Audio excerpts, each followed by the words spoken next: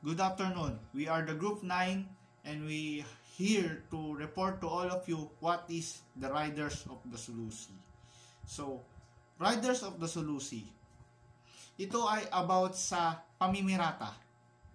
Noon, ang tawag sa pamimirata ay riders. So, ngayon, syempre, medyo modern na. So, ang tawag na dito sa atin is, sa panahon ngayon is pamimirata or piracy.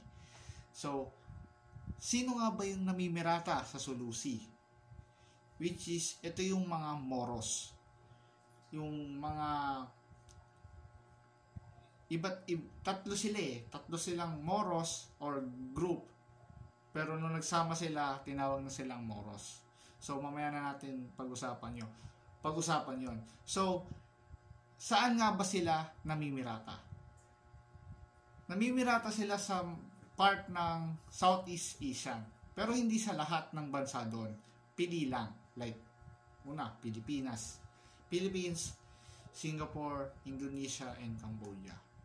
So, may pinupuntahan pa sila doon, which is sa Singapore, yung Strait of Malacca. So, doon, nadayo na lang sila doon para gumawa ng maritime illegal activities. So, ano nga ba yung maritime illegal activities? Nandito na yung pang-hold up, pagpatay, pagkikidnap for ransom para magkapera sila, tapos pwedeng iraraberi lang nila yung mga nakasabay nilang bangka para kuha ng pagkain, ng mga ginto, alahas, gano'n. Then, or pagkubkob sa mga iba pang mga isla na nakapaloob sa Southeast Asians. So, nagsimula to noong 16th to 19th century. Itong mga Moros na to, lagi silang namimirata. Pero, naka-main focus sila sa Sulusi and Celebes Sea, which is nasa part na ng Visayas and Mindanao. Malapit na sa Sulu, sa Tawi-Tawi, sa Zamboanga, then sa Brunei, sa Indonesia. So, after the Spanish arrival in 1521, Moro piratical raids against Christian settlements started in June 1578. So, Moros nga Ano ba yung Moros? Yung Moros, ito yung mga tribo na mga Muslim. Siyempre, dumating yung dumating yung Spanish. So, ano nga ba yung dala ng Spanish? Siyempre, di ba, unang-una, religion. Christianity. Christians. So, nung nakuha ng mga Espanyol ang Luzon, hindi nila agad-agad nakuha ang southern part ng Pilipinas, which is the ibang part ng Visayas at especially the Mindanao. Kasi nga, di ba, yung Mindanao at ibang part ng Visayas is puro Muslim. So, against sila sa Christianity. Then, also, against din sila sa Spanish. Tsaka, dun sa pamamalakad ng Spanish government. So,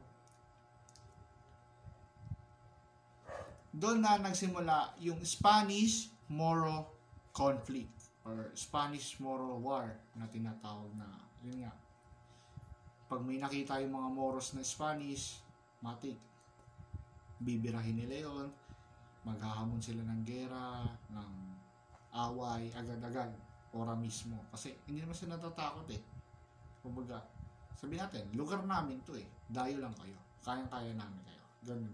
Ganun ang mga Moros. Kasi matatapang talaga sila. Even though na medyo modernized na yung mga weapons ng Spanish, like may mga baril na sila, kanyon, hindi natatakot yung Moro. As in, laban kung laban. Kung matalo man sila, aatras sila. At the same time, in few days, few months, babalik sila.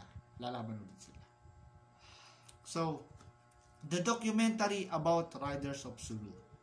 December 8, 1720, King Dalasi led the attack in the fourth pillar together the forces of Sulu Sultanate.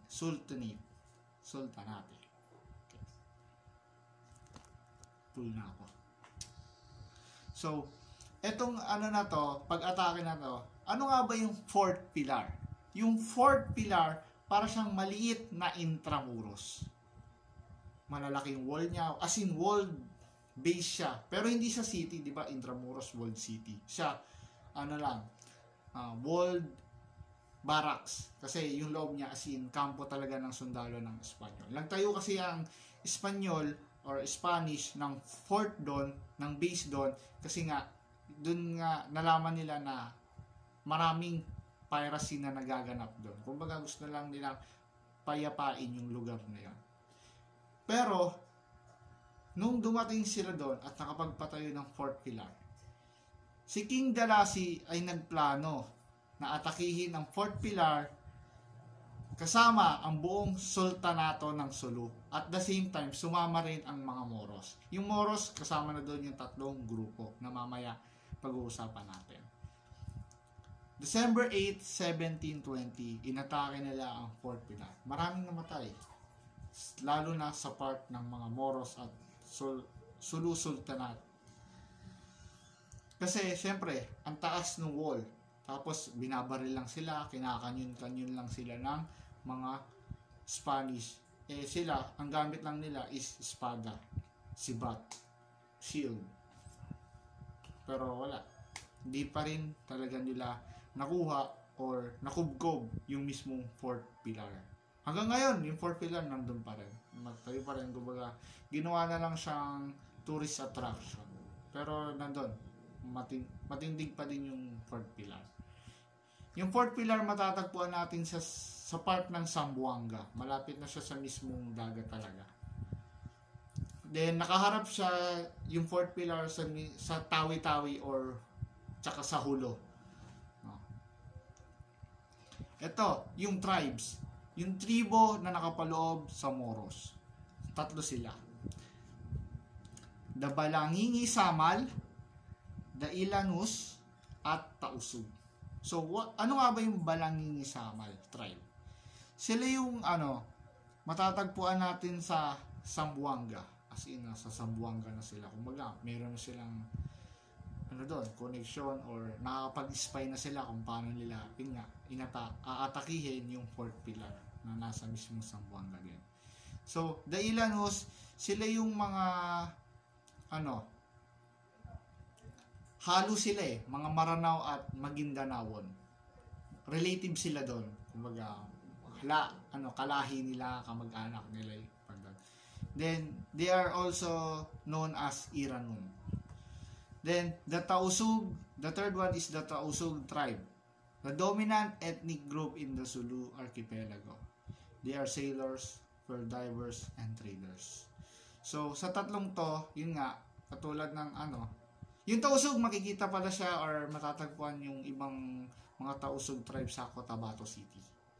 Then, yung Balingingi Samal is sa part na ng Tawi-Tawi and then Hulo. Makikita sila. Tausug tribe, sila yung pinakamatatapang. As in, sa tatlong grupo na to, sa tatlong tribo na to, sila yung pinakamalakas, matatapang. Diba nga? Tingnan mo pa lang yung, makita mo naman sa PowerPoint, yung skills nila, sailors, pearl divers, and traders. As in, maalam silang sumisid, as in, maalam sila sa buhay, dagat. Then, the Ilanus, sila naman yung main character sa buong kwento na to. Sa buong Raiders of Sulu. Sila yung main character. Then, the Balingingi Samal is, lang sila, yung saktong tribo lang talaga. Sadyang, in case lang na kailangan yung part nila, sasama sila. Kumbaga, kung kailangan ng backup ng dalawang grupo, sasama sila. They are also together a Moros, tinatawag na Moros. Pero nakakapag-raid din sila ng kanya-kanya. Kunyari, dito yung Tausug, dito yung Iranun, dito yung Balingingi Samal. As in, minsan naghihiwa-hiwalay din sila. Pero most of the time, they are together, lalo na kapag sinabi na meron tayong gigirahin na Espanyol or may susugurin tayong base ng Spanish. Then weapons, Kris, Barong, and Kampilan armor. Itong apat na to, ito yung mga weapon ng mga Moros. No, Chris. Ito yung espada na parang parang flexible yung pagkaka-design niya. Yung espada na parang ugis, parang ahas, ganun. Yung Chris na to, ginagamit lang ito at ang pinaka pwede lang humawak ng espada na to ay yung high-ranked Filipino soldier or tinatawag natin na datu. Yung mga matataas na ranggo, sila lang yung pwedeng humawak nitong espada na to. Then, the barong. Yung barong para siyang kampit or itak na malapad. Yung itak na to, ginagamit ng mga Iranon. Yun, ang alam ko, Iranon ang gumagamit nito. So, bilib ako sa weapon na to kasi kaya niyang pumutol ng isang M14 carbine. Yung baril ng Espanyol. Kaya niyang itakin yun, putulin. Yan. Kampilan, ito naman yung mga normal na espada lang, na pandigma talaga, na ginagamit or ng mga tausug. Ginagamit siya ng mga tausug at ang humahawak lang nito is yung mga normal soldier lang. Hindi katulad nung sa Chris na pang datu lang siya, pang high ranked lang. Yung kampilan is pang normal soldiers lang. Then, yes, Moros. Grupo lang sila, tribo lang sila, pero meron din silang armor. Lalo na, syempre, yun nga, nung napalaban sila sa Fort Pilar, di ba, binabaril lang sila doon. Kumbaga, nagkaroon sila ng idea na gawa tayo ng armor. Pang tabla din. Kumbaga, bulletproof vest din sa mga bala ng Espanyol. Then, weapon naman ng mga Spanish, musket and cannon. Yung musket, yun nga, yung baril nila, yung one shot, one kill na nangyari na. Isang putok, isang kasa, putok, kasa. Hindi katulad ng ngayon na tantaran siya. No, yun yun.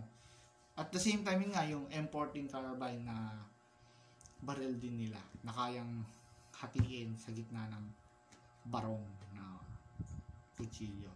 At the same time, kanyon, diba? Kaya naman lumakas ang Espanyol dahil sa kanyon which is nakalagay sa mga tore nila, sa port nila. Kaya nilang bombahin, kanyohin yung mga papalapit na kalaban na hindi abot ng baril nila. Then, maritime vessels. Meron maritime vessels ang mga Moros. The Ilanong, the Garay, and Salisipan. Ilanong is large outrigger warship. Ito yung ginagamit ng mga Ilanon. Malaki to, as in, sa lahat ng barko na to, yun, maritime vessels. Merong 3 maritime vessels ang mga Moros. The Ilanong, Garay, and the Salisipan. Yung Ilanong, ito yung large outrigger warship. Ito yung pinakamalaki nilang barko.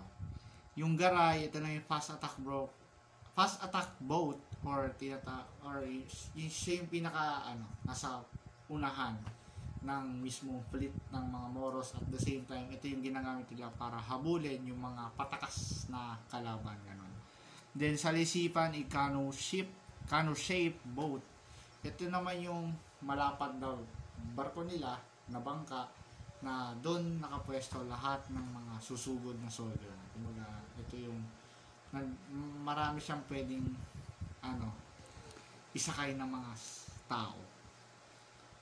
The expedition to Balangini.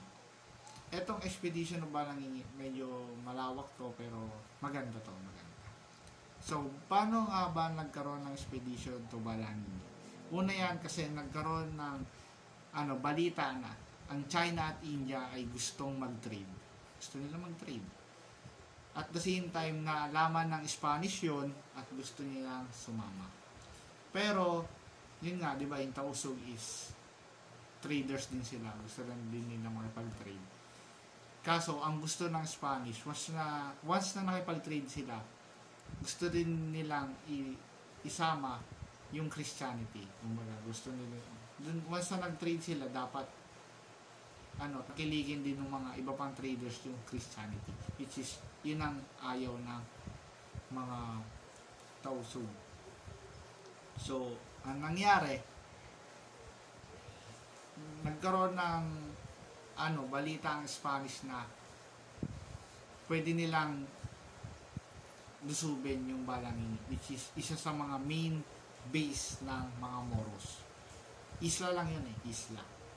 So in 1848, an expedition commanded by Jose Ruiz along with the 19 small warships and 100 Spanish army opposed by less than 1,000 Moros. As in nga, yun yung Balangin, yun yung isla na parang dun naka-base yung mga Moros. Pero bago nila sugurin yung Balangin, napag-isipan ng mga Spanish na parang hindi aabot or hindi agad-agad sila makakapunta doon. Kasi nga, yung barko nila is hindi pa modernized. Parang mas mabilis pa yung mga barko ng mga Moros kaysa sa barko nila. Aabutin sila ng siyam-siyam bago pa maka-land doon sa mismong isla. At saka, baka mamaya, palapit pa lang sila, nakatakas na agad yung mga Moros or pwedeng atakihin na agad sila ng mga Moros sa sobrang bagal ng barko nila. So, yung si Jose Ruiz, Commander Jose Ruiz, nakaisip siya, tsaka yung isang commander, nakalimutan ko kung sino yan, nasa video yun. Nakaisip sila na umorder ng steamship. At that time kasi yun nga, laganap na rin yung steamship, yung makina na barko, sa France. France ba yun or England? Doon sa dalawang yun, France or England. Umorder sila ng steamship before the expedition. So, dumating na, nakapag-order na sila ng steamship, napadala nila sa Maynila.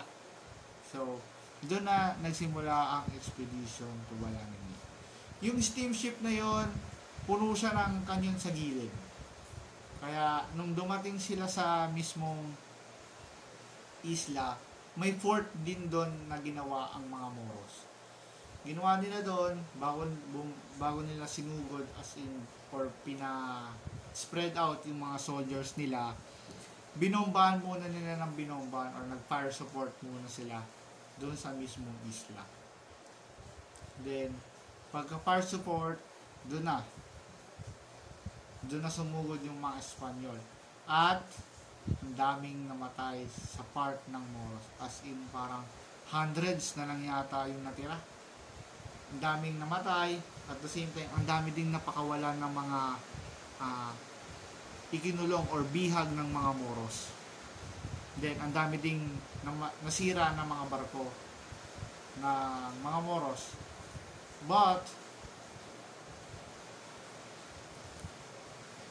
meron ding mga nakatakas pa ng Moros. Kaya, doon sa Balangin Island, pagkatapos ng expedition nila, di ba, nakuha na ng Spanish. May mga ilang mga Moros ang nagtatry na bawiin yon. Pero, hindi na sila yung tulad na kasing lakas noon, na sobrang, 1,000 Moros. Hindi na, kasi hindi na lang sila. Kaya, hindi na nila mabawi yung Balangin Island. Then, nung Spanish eradication of Moro pirates. Ito, tapos na yung Balangin, tapos na yung Fort Pilar. Maliliit na Moros na lang to. Kasi nga, di ba, naubos sila nung expedition of Balangin. So, mga maliliit na tribo na lang, maliliit na grupo na gusto pa rin ipagpatuloy yung pamimirata. Kasi yung pamimirata nila, ang nagiging nila doon ang nagiging strategy nila yun, di ba? Ang pinakamalaki nilang barko is Ilanong. Ginagamit lang nila is yung mga salisipan nilang mga barko. Kunyari, mga normal lang sila, sailors. Normal na mangingisda, napupunta lang doon sa isla. Pero once na analyze na nila na walang mga soldiers doon sa isla na yun. Tsaka papasok yung mga Ilanong at Garay na barko para kubkubin yung isla. Ganun kasi sila. Pero ngayon, wala na. Kasi maliliit na barko na lang. Or tinatawag na Proas na barko na yung ginagamit. Yung Proas, maliit na barko lang talaga. Kasi mas maliit pa sa sa Garay. Then, yun nga, in 1840s, James Brooke became the White Raha of Sarawak. Yung Sarawak, lugar to sa Brunei, sa may Indonesia. Then, bilang isang raha, isa sa mga naging campaign niya ay i-reduce, bawasan yung mga pamimirata. Kumbaga, isa sa mga campaign niya is lumaban din sa mga pirata para hindi sila makubkob. Diba? Lumaban na sila. Isa sa mga nagawa niya is yung inatake niya yung mga pirata sa Maludu. Sa part din yata to ng Indonesia. Marami siyang napatay. Kasi si White Raha of Sarawak, James Brooke is ex-army, so marami din siyang alam sa pakikibigma. Then at the same time, meron din silang sa bansa nila, sa lugar nila is meron din silang steamship, so kayang-kaya nilang habulin and i-counter yung mga pirata. Yun, marami namatay, marami silang nabihan, nahuli ng mga pirata. Tapos nung natapos na or nagkaroon na ng yung Battle of Manila Bay, which is American versus Spanish. Yung nagera sila sa mismong Manila Bay. At yun nga, natalo yung Spanish, binenta ng Spanish yung Pilipinas sa Amerika. At the same time, nung nakuha na ng Amerika yung Pilipinas, isa din sa naging campaign nila is to counter the piracy, lalo na sa part ng Mindanao and Visayas. So in 1977-78, part na gano'n, nagkaroon ng excavation sa Butuan City. Di ko sure yung exact year, pero nasa gano'n 1977-78 yata. Nagkaroon ng excavation sa Butuan City, and then meron silang mga nahukay na mga sinaunang barko na ginagamit ng mga Moros.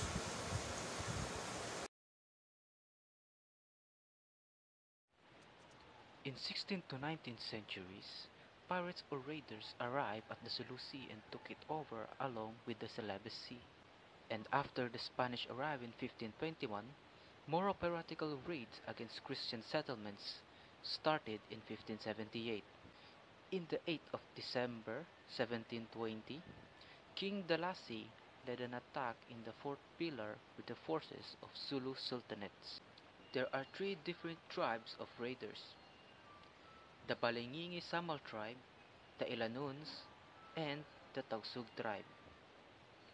The Moro pirates uses ancient weapons like the kalis or kris, the barong, the kampilan, muskets, and canyons.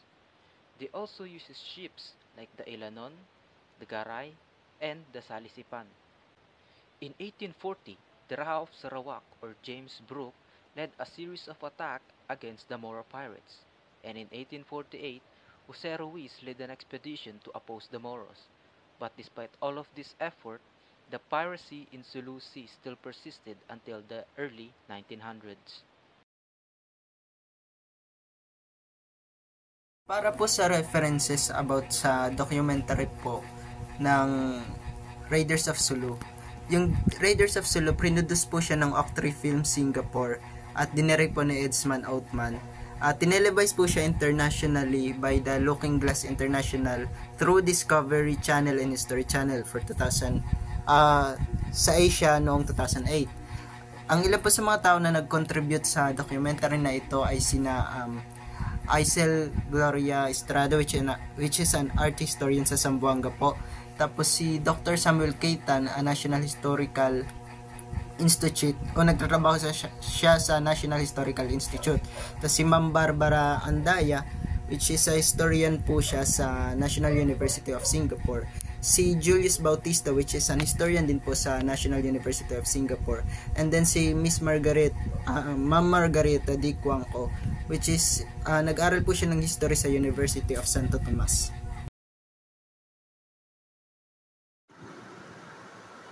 Then, yun po. Dito na po nagtatapos yung aming reporting. Pero bago kami magtapos, may trivia lang po ako. Di ba, doon sa kanta ng Eat Bulaga, na simula Batanes hanggang Hulo. Di ba, Batanes ang pinaka-tuktok ng Luzon. Then, sinasabi din sa kanta na ang pinakadulo ng Pilipinas is Hulo, which is not true. Because, based on my research, based sa mga napanood ko at nabasa ko, napanood ko to sa Eyewitness ni Howie Severino. Hindi Hulo, hindi Tawi-Tawi ang dulo ng Pilipinas, kundi Dapanguan Island, which is nasa almost part na talaga siya ng Indonesia na hawak ngayon ng Pilipinas. May base doon ng Philippine Navy. No, as in halos nasa loob na siya ng Indonesia, pero nasa Pilipinas. Yung isla na yon, halos siguro milya ang layo sa Tawi-Tawi. Milya din ang layo sa Hulo at Zamboanga. As in, halos nasa loob na talaga siya ng Indonesia.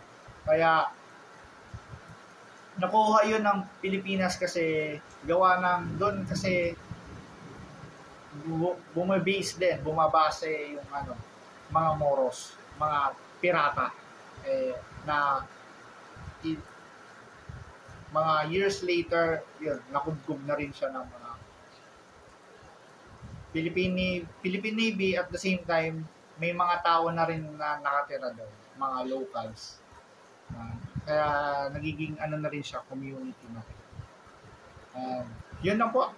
Thank you, and we are the Group 9, the Riders of the Zulus.